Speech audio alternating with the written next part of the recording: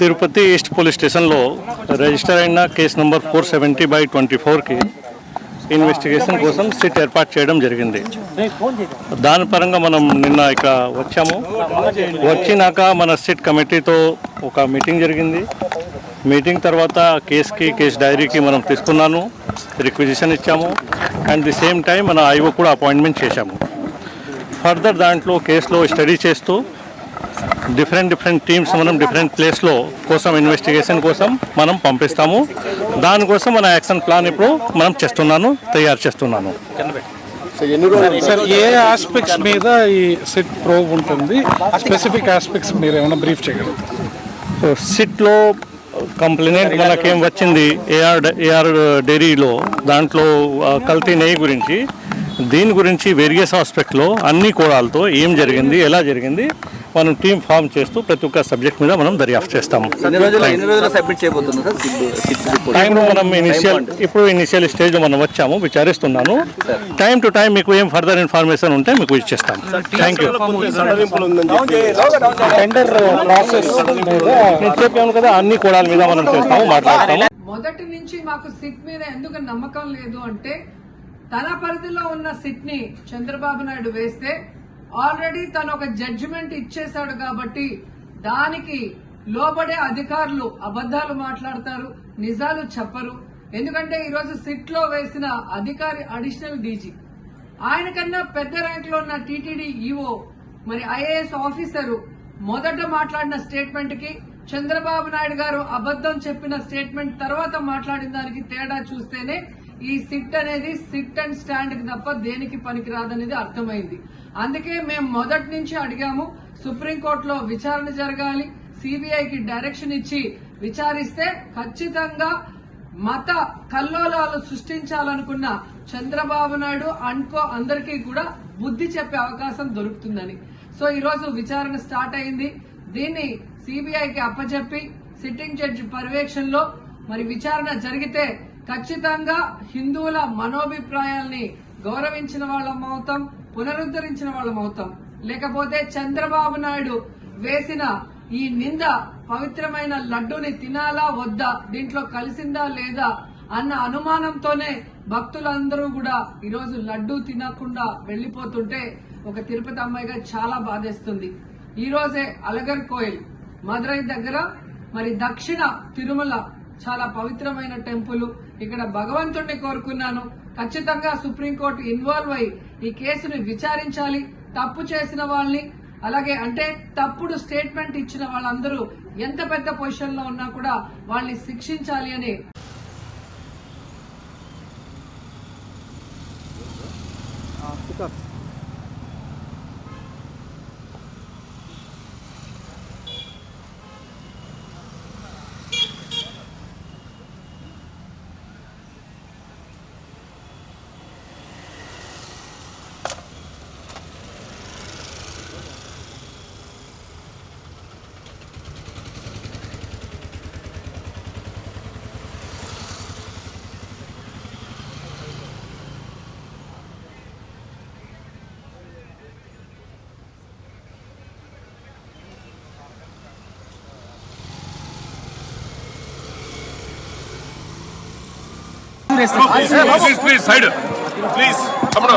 Tirupati east police స్టేషన్లో register అయిన case number 470/24కి investigation కోసం సిట్ ఏర్పాటు చేయడం జరిగింది.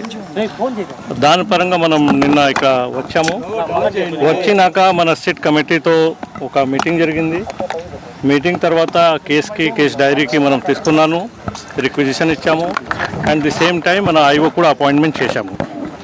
ఫర్దర్ దాంట్లో కేసులో స్టడీ చేస్తూ డిఫరెంట్ టీమ్స్ మనం డిఫరెంట్ ప్లేస్లో కోసం ఇన్వెస్టిగేషన్ కోసం మనం పంపిస్తాము. దానికోసం మన యాక్షన్ ప్లాన్ ఇప్పుడు మనం తయారు చేస్తున్నాను. సార్, ఏ ఆస్పెక్ట్స్ మీద ఈ సిట్ ప్రోబ్ ఉంటుంది? స్పెసిఫిక్ ఆస్పెక్ట్స్ మీరు ఏమైనా బ్రీఫ్ చేయగలరు? సిట్లో కంప్లైంట్ మనకేం వచ్చింది, ఏఆర్ డైరీలో దాంట్లో కల్తీ నెయ్యి గురించి, దీని గురించి వేరియస్ ఆస్పెక్ట్లో అన్ని కోణాలతో ఏం జరిగింది, ఎలా జరిగింది మనం టీం ఫామ్ చేస్తూ ప్రతి ఒక్క సబ్జెక్ట్ మీద మనం దర్యాప్తు చేస్తాము. ఎన్ని రోజులు సబ్మిట్ చేయబోతున్నారు సార్? టైం మనం ఇనిషియల్ స్టేజ్ మనం వచ్చాము, విచారిస్తున్నాను. టైం టు టైం మీకు ఏం ఫర్దర్ ఇన్ఫర్మేషన్ ఉంటే మీకు ఇచ్చేస్తాం. Thank you. టెండర్ ప్రాసెస్ మీద నేను చెప్పాను కదా, అన్ని కోణాల మీద మనం చేస్తాము, మాట్లాడతాము. మొదటి నుంచి మాకు సిట్ మీద ఎందుకు నమ్మకం లేదు అంటే తన పరిధిలో ఉన్న సిట్ ని చంద్రబాబు నాయుడు వేస్తే ఆల్రెడీ తను ఒక జడ్జిమెంట్ ఇచ్చేశాడు కాబట్టి దానికి లోబడే అధికారులు అబద్దాలు మాట్లాడతారు, నిజాలు చెప్పరు. ఎందుకంటే ఈరోజు సిట్ లో వేసిన అధికారి అడిషనల్ డీజీ, ఆయన కన్నా పెద్ద ర్యాంక్ లో ఉన్న టీటీడీ ఈఓ, మరి ఐఏఎస్ ఆఫీసరు మొదట మాట్లాడిన స్టేట్మెంట్ కి చంద్రబాబు నాయుడు గారు అబద్దం చెప్పిన స్టేట్మెంట్ తర్వాత మాట్లాడిన దానికి తేడా చూస్తేనే ఈ సిట్ అనేది సిట్ అండ్ స్టాండ్ కి తప్ప దేనికి పనికిరాదనేది అర్థమైంది.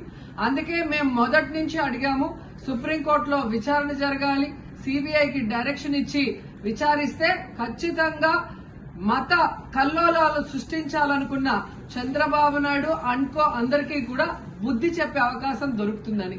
సో ఈ రోజు విచారణ స్టార్ట్ అయింది. దీన్ని సిబిఐకి అప్పచెప్పి సిట్టింగ్ జడ్జి పర్యవేక్షణలో మరి విచారణ జరిగితే ఖచ్చితంగా హిందువుల మనోభిప్రాయాల్ని గౌరవించిన వాళ్ళం అవుతాం, పునరుద్ధరించిన వాళ్ళం అవుతాం. లేకపోతే చంద్రబాబు నాయుడు వేసిన ఈ నింద పవిత్రమైన లడ్డూని తినాలా వద్దా, దీంట్లో కలిసిందా లేదా అన్న అనుమానంతోనే భక్తులందరూ కూడా ఈరోజు లడ్డూ తినకుండా వెళ్లిపోతుంటే ఒక తిరుపతి అమ్మాయిగా చాలా బాధేస్తుంది. ఈ రోజే అలగర్ కోయిల్ మదురై దగ్గర మరి దక్షిణ తిరుమల చాలా పవిత్రమైన టెంపుల్, ఇక్కడ భగవంతుడిని కోరుకున్నాను. ఖచ్చితంగా సుప్రీంకోర్టు ఇన్వాల్వ్ అయి ఈ కేసుని విచారించాలి. తప్పు చేసిన వాళ్ళని, అలాగే అంటే తప్పుడు స్టేట్మెంట్ ఇచ్చిన వాళ్ళందరూ ఎంత పెద్ద పొజిషన్ లో ఉన్నా కూడా వాళ్ళని శిక్షించాలి అని